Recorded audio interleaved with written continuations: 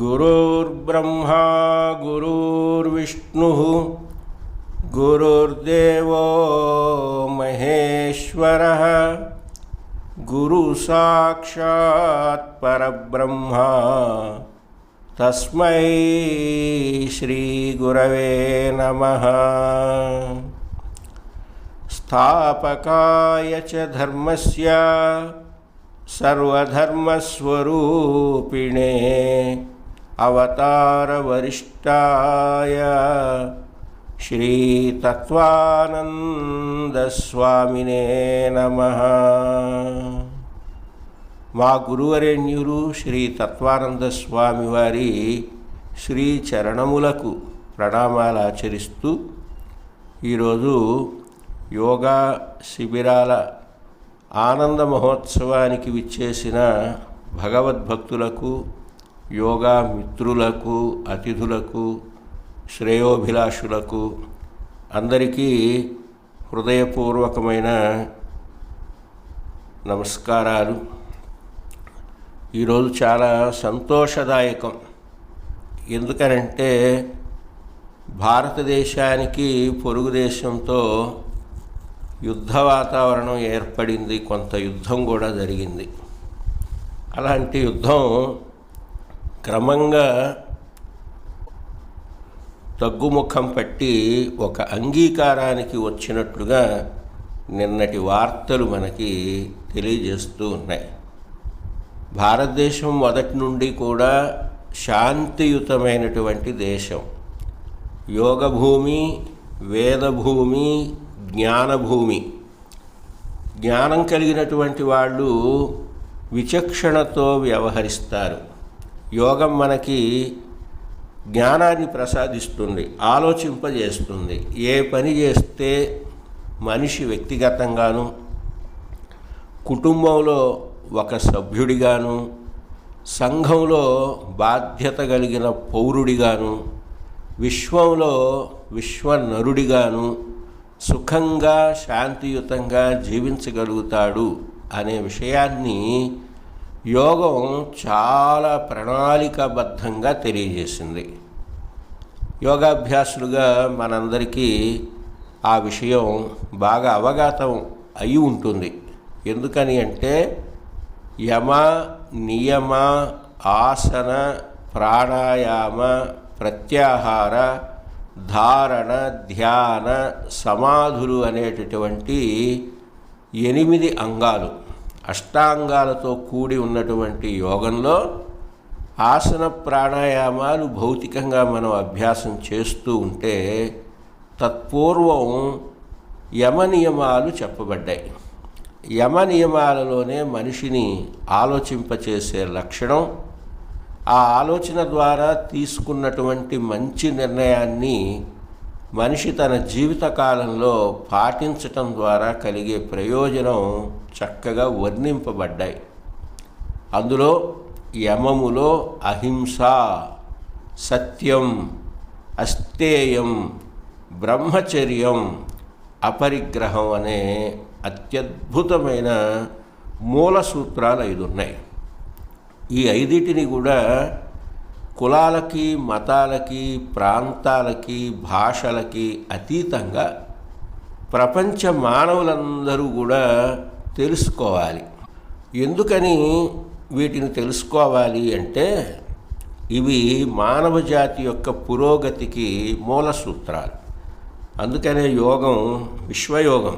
ఈ సృష్టిలో ఎక్కడి మానవుడైనా సరే దీన్ని అభ్యాసం చేయవచ్చు. విశ్వనరుడికి ఉపయోగపడేటటువంటి విద్యలు ఇచ్చినటువంటి దేశం భారతదేశం. అందువల్ల విశ్వానికంతటికీ కూడా భవిష్యత్ కాలంలో కూడా మార్గదర్శకత్వం వహించగలిగేటటువంటి శక్తి భారతీయమైనటువంటి విద్యలకు ఉంటుంది. ఈ విద్యలు మనిషిని ఆలోచింపజేస్తాయి తప్ప బలవంతంగా మనిషిని మేము నమ్మిన దాన్ని మీరందరూ నమ్మాలి, ఆచరించాలి అని చెప్పవు. అది చాలా గొప్ప విశేషం.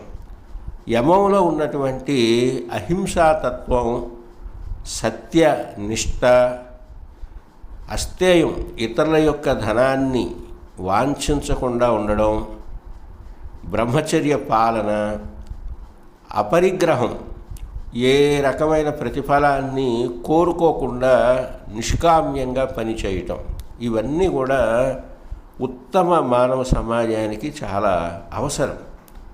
అందులో ముఖ్యంగా మనసా వాచా కర్మణ ఉద్దేశపూర్వకంగా ఇతరులను బాధించకూడదు అనేటటువంటిది అహింసాతత్వం. ఈ అహింసాతత్వాన్ని మనం జీర్ణం చేసుకున్నప్పుడు, చక్కగా నేర్చుకున్నప్పుడు మానవ సమాజం చాలా ఆరోగ్యవంతంగా ఉంటుంది.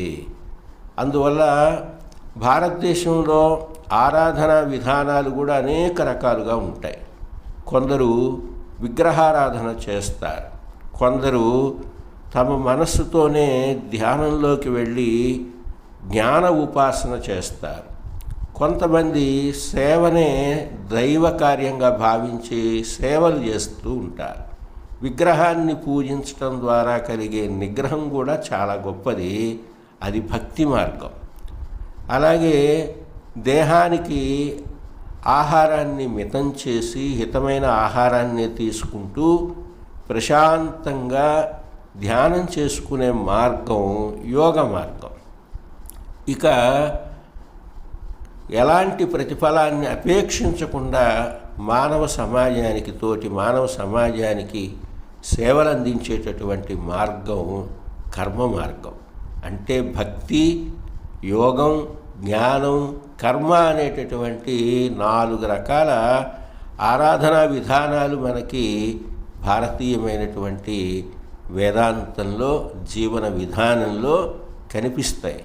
అందువల్ల మన మనస్సుకి ఏది నచ్చుతుందో, మన గురువులు మనకి ఏది బోధిస్తారో, మన సమాజం దేన్ని అనుసరిస్తుందో దానిని మనం స్వేచ్ఛగా అనుసరించడానికి వీలవుతుంది. ఇది అర్థం చేసుకున్నప్పుడు విగ్రహంలో కూడా దైవం కనిపిస్తారు, ఈ ప్రకృతి అంతా కూడా దైవత్వమే నిండి ఉందనే తెలుస్తుంది, తోటి మానవులను కూడా దైవ సమానులుగా చూసే లక్షణం మనకి లభిస్తుంది. అందుకే భగవద్గీతలో కృష్ణ పరమాత్మ కూడా అహమాత్మా గుడాకేశ సర్వభూతాశయస్థితః అహమాదిశ్చ మధ్యంచ భూతానాం అంత ఏవ చ. చాలా స్పష్టంగా చెప్పారు. సమస్త ప్రాణుల హృదయాలలో ఉండే ఆత్మను నేను, సర్వభూతాల యొక్క ఆది మధ్యాంతములు నేను. ఇంతకంటే స్పష్టమైన వాక్యం ఇంకెక్కడ ఉంటుంది? ఈ భగవంతుడు ఆది మధ్య అంతం ఆయనే. అంటే ఆది మధ్యాంతాలకు అతీతమైనటువంటి వాడు భగవంతుడు, సర్వసృష్టికర్త, సర్వాంతర్యామి. ఇది తెలుసుకున్నప్పుడు ఎలాంటి సంఘర్షణలు ఎక్కడ ఉండవు. కాబట్టి యోగ మార్గం అనేది మన జీవితంలో ప్రతినిత్యం ఉపయోగపడేటటువంటి చాలా గొప్ప మార్గం. ఇలాంటి యోగ మార్గంలో మనం చక్కగా వికసించాలి అంటే 4-5 విషయాలు మనం ఎప్పుడూ గుర్తుపెట్టుకొని ఆచరణలో ఉంచుకోవాలి. అది గురువైనా, శిష్యుడైనా, విద్యార్థి అయినా, సంసారైనా, ఎవరికైనా సరే ఇవి అవసరం. నేను కూడా నా నిత్య జీవితంలో ప్రతి నిత్యం అనుష్ఠానం చేస్తూనే ఉంటాను. అనుష్ఠానం లేకుండా బోధ అనేది అర్హమైనది కాదు అని శాస్త్రాలన్నీ కూడా చెప్పాయి. కాబట్టి కాకచేష్ట బకోధ్యానం శ్వాన నిద్రా తథైవ చ అల్పాహారీ గృహత్యాగి విద్యార్థి పంచలక్షణం. కాకచేష్ట, కాకి అనుకున్నది సాధిస్తుంది, సాధించే వరకు కూడా అది విశ్రాంతి తీసుకోదు. దానికి ఆ లక్షణం ఉంది. అందుకనే బాల్యం కూడా మనం చదువుకునేటప్పుడు అడుగునున్నటువంటి నీటిని పైకి తీసుకురాలేక నీళ్లు తాగాలి అనుకున్నటువంటి కాకి ఆ కుండ చుట్టూ ఉన్న చిన్న చిన్న గులకరాళ్ళను దానిలో వేసి రాళ్ళు కిందకి వెళ్ళంగానే నీళ్లు పైకి రావటం, కాకి దాహం తీర్చుకోవటం అనే కథని మనం చదువుతాం. అంటే ప్రయత్న లోపం లేకుండా ఉండే లక్షణం కాకిలో ఉంటుంది. యోగాభ్యాసి కూడా అలాగే ఉండాలి. ఆసనం కోసమైనా, ఆహార నియంత్రణ కోసమైనా, ఆలోచనల యొక్క అదుపు కోసమైనా ప్రయత్నం అనేది తప్పకుండా చక్కగా చేయాలి. చేసినప్పుడు సత్ఫలితం అనేది లభిస్తుంది. రెండవది బకోధ్యానం. బకం అంటే కొంగ ఆహారం కోసం చాలా ఏకాగ్రతతో ఉంటుంది. ఒంటికాల మీద తపస్సు చేస్తుంది అది. అయితే దాన్ని కొంగ జపం, దొంగ జపం అంటారు. కానీ అది తన లక్ష్యాన్ని నెరవేర్చుకునే వరకు కూడా అంత ఏకాగ్రతతో ఉంటుంది. అట్లాగే మనం కూడా యోగాభ్యాసం చేసేటప్పుడు మంచి ఏకాగ్రతతో ఉండాలి. అందుకే తక్కువ వెలుగులో ఆసనాలు అభ్యాసం చేస్తూ ఉండేవారం మేము. అంటే మా ప్రక్కవారు ఎలా అభ్యాసం చేస్తున్నారనేది మనకు అనవసరం. మనం గురువుగారిలాగా చేస్తున్నామా లేదా అని మన దృష్టిని వేదికపై ఉంచి తర్వాత మన అంతర్దృష్టిని మనపైనే ఉంచుకోవాలి. ఉంచుకొని ఆ పరివర్తన అనేది ఏ రకంగా మన శరీరంలో, మన మనస్సులో వస్తుందో గమనించుకోవాలి. ఆ ఏకాగ్రత కొంగని చూసి నేర్చుకోవాలి మానవుడు. అలాగే శ్వాన నిద్ర, కుక్క నిద్రించే విధానం కూడా చాలా విచిత్రంగా ఉంటుంది. అది యజమాని కోసం తన సుఖాన్ని కూడా త్యాగం చేస్తుంది. అలికిడి అవగానే ఎంత నిద్రలో ఉన్నా లేస్తుంది, చూస్తుంది. అట్లాగే జాగరూకులమై ఉండాలి మన జీవితంలో అని మనకి శాస్త్రాలన్నీ తెలియజేస్తూ ఉన్నాయి. జాగరూకులుగా ఉండడం అంటే ఏమిటి అంటే మనల్ని వశం చేసుకునేటటువంటి అనేక రకాల బలహీనతలు మన చుట్టూ ఉంటాయి. కొందరు పొగుడుతూ ఉంటారు బాగా. ఆ పొగిడిన వాళ్ళ మీద ప్రేమ కలుగుతుంది, పొగడని వాళ్ళ మీద మనకు ఆసక్తి తగ్గిపోతూ ఉంటుంది. కానీ పొగిడిన వాళ్ళు ఉత్సాహాన్ని ఇస్తూ ఉంటే విమర్శించిన వాళ్ళు మనలోని శక్తిని మరింత మెరుగుపరుస్తూ ఉంటారు. ఆ విమర్శలు తట్టుకోవడానికి కావలసినటువంటి శక్తిని, సహనాన్ని, విమర్శలో సత్యం ఉందా అసత్యం ఉందా అని మనం మనసుతో పడేటటువంటి ఘర్షణ, ఇవన్నీ కూడా మనన్నే మెరుగుపరుస్తాయి. ఎందుకనంటే బంగారం ఎంత స్వచ్ఛమైందైనా ఆ బంగారానికి సుత్తి దెబ్బలు తగులుతూ ఉంటే అది కావలసిన ఆకారంలోకి మారిపోతూ ఉంటుంది. విమర్శలు అనేవి అట్లాంటివి. కాబట్టి ఆ విమర్శలను కూడా తట్టుకొని ఈ బలహీనతలని దరిచారనివ్వకుండా ఉండే లక్షణం శ్వాన నిద్ర, కుక్క నిద్ర ద్వారా మనం తెలుసుకోవాలి. అల్పాహారీ, ఆహారం అనేది చాలా చాలా ముఖ్యమైనది. నేను కూడా చాలా పర్యాయాలు గమనిస్తూ ఉంటాను. ఆహారంలో మార్పు వచ్చినప్పుడు మన శరీరంలోనూ, మాట తీరులోనూ, మనస్తీరులోనూ మార్పులు వస్తూ ఉంటాయి. సమాజంలో మనం అందరితో కలిసి ఉంటాం కాబట్టి కొన్ని శుభకార్యాలు వాటికి కూడా వెళుతూ ఉంటాం. అక్కడ ఆహారంలో అనేక రకాల మార్పులు ఉంటాయి. మనం గృహంలో ఒక్క కూరతో భోజనం చేస్తే విందుకు వెళితే 5-6 కూరలు ఉంటాయి.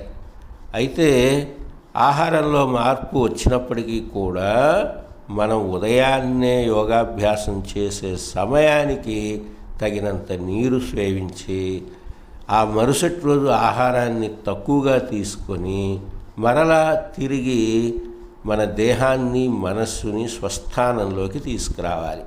అందుకనే ఆయుర్వేదంలో కూడా ఏమంటారంటే అజీర్ణే భోజనం విషం. ఆహారం జీర్ణం కాకపోతే అది విషంతో సమానమట. అందువల్ల ముందుగా తిన్న ఆహారం జీర్ణం కాకపోతే తర్వాత ఆ సమయానికి ఆహారం తీసుకోకుండా నీరు మాత్రమే తీసుకోవాలి. అందుకే అజీర్ణే భేషజం వారి అంటే నీరు. నీరు ఎలాంటిది అంటే అజీర్ణంలో ఔషధంలాగా పనిచేస్తుందట. అంటే కొద్ది కొద్దిగా నీరు తాగుతూ ఉంటే క్రమంగా జీర్ణ ప్రక్రియ చురుకెక్కి ఆ జీర్ణం కాకుండా ఉన్న ఆహారం కూడా జీర్ణం అయిపోయి అది శక్తినిస్తూ ఆ పూట మనం ఉపవాసం ఉంటే ఉపవాసం కాలంలో కూడా క్రిందన తిన్న ఆహారం మనకి శక్తిని ప్రసాదిస్తూ ఉంటుంది. కాబట్టి ఈ విశేషాలన్నీ కూడా ఆయుర్వేదంలో యోగశాస్త్రంలో ఉన్నాయి. అట్లాగే స్నానం చేస్తే కూడా మనకి బాగా ఆకలి వేసి తేజస్సు కూడా వస్తుంది. అందుకనే స్నానం నామ మనఃప్రసాదనకరం దుస్వప్న విధ్వంసనం అన్నారంటే చెడు ఆలోచన చెడు స్వప్నాలు పోగొట్టి స్నానం అనేది మనస్సుని ప్రశాంతపరిచేటటువంటి శక్తి కలిగి ఉంది అన్నారు. నా స్నానం ఆచరేత్ భుక్త్వా, అసలు స్నానం చేయకుండా ఆహారమే తీసుకోకూడదు అన్నారు. కాబట్టి మన యోగ విధానంలో మనసుకి శరీరానికి శాంతత్వాన్ని ఆరోగ్యాన్ని ప్రసాదిస్తూ ఆత్మానందాన్ని కలిగిస్తూ అనేక విజ్ఞాన విషయాలు ఆయుర్వేద విశేషాలు భగవద్గీత లాంటి అనేక సద్గ్రంథ విశేషాలు ఇవన్నీ కూడా క్రోడీకరింపబడి సరళమైన భాషలో మనకి చక్కగా అమ్మ చేతి గోరు ముద్దలాగా యోగ ప్రణాళిక ఉన్నది. కనుక అందరూ ఆరోగ్యవంతులుగా ఆనందంగా దీన్ని పాటిస్తూ సుఖంగా ఉండాలి అని కోరుకుంటూ స్వస్తి. హరి ఓం.